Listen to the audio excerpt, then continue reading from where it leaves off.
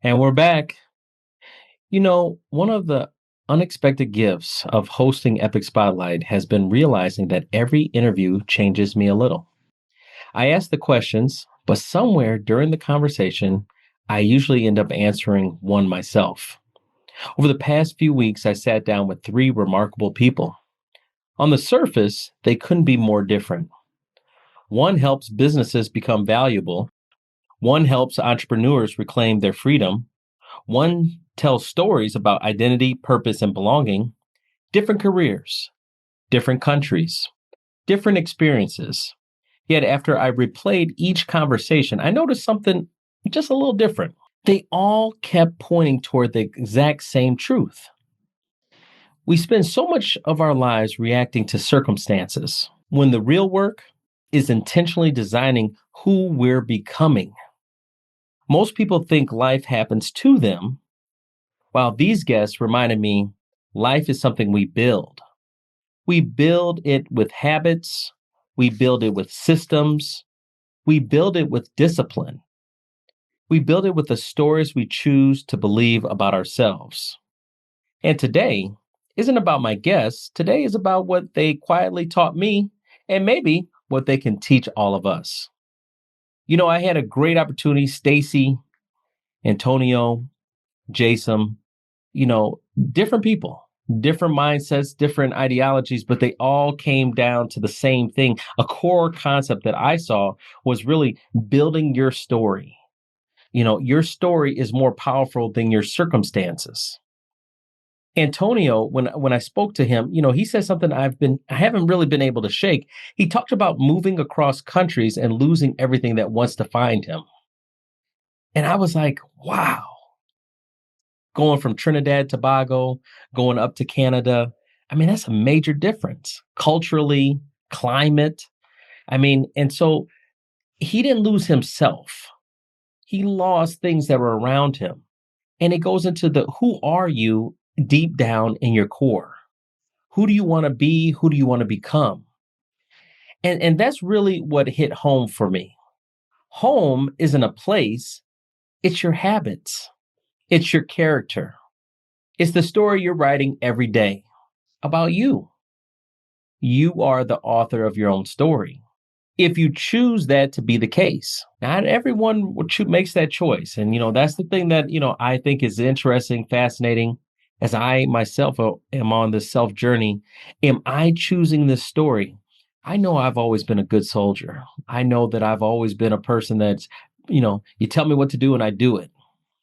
But over the last decade or so, probably my wife would tell you longer than that, I'm choosing my own path. I'm making my own story. I'm choosing what I want to do. I'm deciding, is that makes the most sense for me? I'm not trying to be selfish. And I know sometimes it can come off, oh, he's being selfish. He's only thinking about himself. But I'm being mindful of the person that I want to be. I want to write my own story. And I encourage you to do the same. Sometimes we get lost because we don't have these self reflections often. I think that's our issue. We don't really have these self reflections with ourselves. So, in essence, you graduate high school because you're supposed to. You go to college because you're supposed to, depending on what family you come from. And then what am I supposed to do next? Maybe you get into sales. Well, guess what sales has? Targets, expectations, minimums that you're supposed to sell. And then you're like, okay, well, I'm just supposed to do it because I was told to do it. But what do you want? What do you want your story to be? So I asked this question to you in your life right now. Is this your story or is this someone else's expectations? Is this your story or someone else's expectations? And are you okay with that? If you are, great. But I noticed in my life that I wanted to make a change. I wanted to have a little bit more control of my destiny. I want to make decisions that make sense for me. I don't mind collaborating. I don't mind board of directors, but I want to make sure I have a seat at the table when it comes to my life and my future. And when I can't have that, then I need to make my own table. And so that's what I really found having that conversation. Stacy, a business coach down in Tampa Bay, Florida. I really had fun with her. I really liked her because she's a really go get it done. And what I recognize is success without freedom isn't really success, is it? I mean, the essence of why did you start a business? Why are you an entrepreneur? Sometimes we get lost in the distractions or we get lost in titles and it really doesn't mean anything. And so Stacy says something entrepreneurs need tattooed on their foreheads. Sometimes you don't own a business, the business owns you. She admitted she bought herself a job. And that hit me. Did I just buy myself a job? I think of Robert Kiyosaki, right? The four quadrants, cash flow quadrants. Either you're an employee or you start a business, but are you self-employed? And sometimes I feel I'm self-employed. I just created my own job. I don't have more freedom. And so I have to create systems and habits in my business in order for me to have that freedom. And I can't lose sight of that. A business should be able to function without the owner because you have the systems in place that everyone that's working there can maneuver without you. That's a good business. I've learned over the year the difference between a business operator and a business owner. I think of Shaquille O'Neal, Charles Barkley, oh, I own businesses, I own real estate, this, that, and the third. And I think about that. I never see Shaquille. Well, sometimes now I got to take. I might see him at serving some Shack burgers or whatever he's got. I haven't seen the Chicken Shack, the big chicken. I haven't gone there yet, but I've seen him serve a couple times for media. But overall, he has multiple locations. He's not everywhere. In fact, I'm sure he's not in the day to day grind. How can he be if he's a part of Icy Hot, General Army Insurance, whatever he's doing? He's got multiple businesses that he's involved with, but he's a business owner, owns the business, but he's not working in the business. Probably has general managers, regional managers. So he has a system in place in order to do that. Or are you the business operator? Are you working your business? If you leave, the business leaves. Now, mind you, I'm okay with that. I'm okay with people that want to be business operators. I myself am a business operator, but you still should understand the distinction between the two and understand what were you trying to do when you started this? Did you just start to have your own job or did you start this to have freedom? But success without freedom, is that truly success? You're busier, productive, successful, but exhausted. If you're exhausted, what did that really do for you? So, the question I have, who or what really owns you? Is it your job, your commitments? And if you disappeared for 30 days, would your business still function? That's very important. Stacy also talked about, do you own your calendar or does your calendar own you? Are you running over here, running over there, gotta go here, gotta go there? Or are you more the maestro? You really have to control the calendar. Activities and action are so important. So it's so hard sometimes. It's such a thin line between all these things. You want to stay active and busy, but you want to be able to control and make sure you have the freedom. You want to make sure that you're reaping what you're working for. Or the question is, what are you working for? So I think we really have to define things in our lives. Define what is the objective. What is the target? Be intentional and understand why you do what you do. And that will be from a daily perspective, weekly. That will be from, yearly, annual goals. But we have to get together, mentally in our heads on what our objective is. What is our objective? What are we trying to accomplish? We have to understand those things. They're so vital. It's so important, or we lose sight on what are we doing? What is it we're doing? Now, I had an opportunity to speak with Jason Hunter, And I really appreciate him. He brought a new term. I never really heard this before, enterprise value. And, he talked about enterprise value as, what are you building? Is, assets versus income. I think that's a big topic nowadays. A lot of people are talking about this concept between income and asset. Income can, be here today, gone tomorrow. I really look at life, business, relationships, everything has seasons. Some seasons are summer, right? It's summertime and it's hot, and business is flowing and it's all good. But sometimes things are slower, ebbs and flows of life, business, relationships. So, that's kind of income. But assets are something that you build and over time, appreciation, cash flow. He really wanted to give people a perspective of business and making sure that we're, buying and building on assets. You take income first, you got to make money or a resource to purchase things, and so you get the income, you accumulate it, and then you go ahead and buy assets. And in buying assets, you're building net worth. You're building an opportunity to one day you may not need that income. You almost become your own bank. You can self-produce income yourself because you become your own bank. I really, that's a huge topic in insurance sales, really becoming your own bank.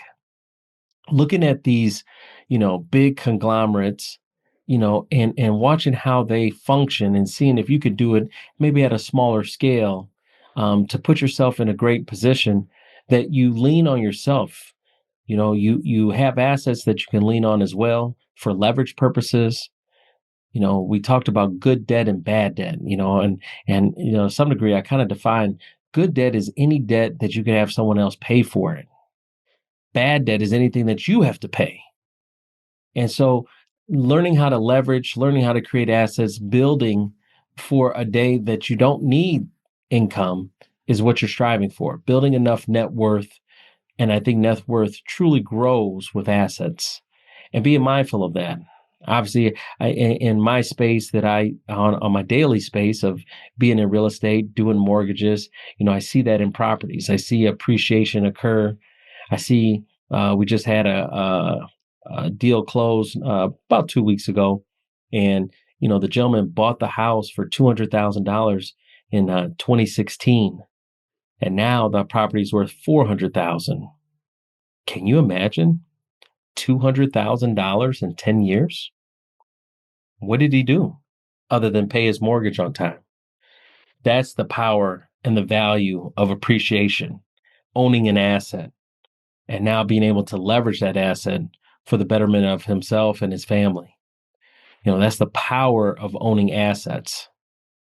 So income can come and go, but assets will continue to build and grow as there becomes a finite. It's not, land is not, indefinite. There's only so much land. There's only going to be so many houses you can buy and build. So there is, it's a situation where you want to grab assets and maximize those opportunities. These interviews force me to ask, what am I really building? Am I building a mortgage business, a YouTube channel, a podcast, or am I building a life? Because business can disappear, money comes and goes, followers leave, markets change, but character, that's transferable. Discipline, that can maintain and stay, and habits, can stay with you. I just really believe that uh, the evaluations that we're having to do, and hopefully these interviews are helping you as well, give you a sense of, looking at yourself and saying, you know, who am I? Who am I today? Who am I in 5 years? Who am I 20 years from now? And have a conversation with that person and really say, okay, am I building something towards that? Am I on my way? Is my target, what is my target? And make sure you're staying the path. The distractions are there, and you really have to make sure that you're telling your own story. So what story are you telling is so important. One last thing about Jay, I really appreciate him. He talked about building something that outlives your efforts, outlives your efforts. You can only go so far. You'll go further in life with a group, right? With a following, building a bigger business that's bigger than you. Having something meaningful that it's attached to. You know, um, there's 1,000 mortgage companies, but if it's the mortgage company that was tugged at your heart, let's just say, if it was a mortgage company that was, that helped you and put you in a better situation, that's going to be memorable. So he really was talking about being memorable. We need to build business that is memorable. That's what really stays in people's hearts, minds, thoughts, and that's building something past you. So, attaching your business to good things, attaching your business to things that are memorable. Um, it's just doing good in the world. That's all we're trying to do. At the end of the day, I think we're trying to leave the world a better place than we had it when we were growing up. And I really believe that. So, from your individual efforts to the business that you create, leave this place a better place. And that's all we can ever ask. In closing, the older I get, the less impressed I am about titles. And that's so true. I don't care, president, vice president, director, board of directors, none of that really matters. How people think, what they repeat, what they protect, what they refuse to compromise, because that's what eventually becomes a life. Antonio reminded me to rewrite my story. Stacy reminded me to design my freedom. And Jay reminded me to build something that outlasts me. These three interviews, three guests, one lesson. Your future isn't found, it's constructed. And every day, whether we realize it or not, we are all writing the next chapter of our story. And so I hope that you're still with me, enjoying this journey. This is what I learned from the last three. Appreciate all of them. Jay, Stacy, Antonio, thank you. And on to the next. I'll talk to you soon. And as I always say, have an epic day.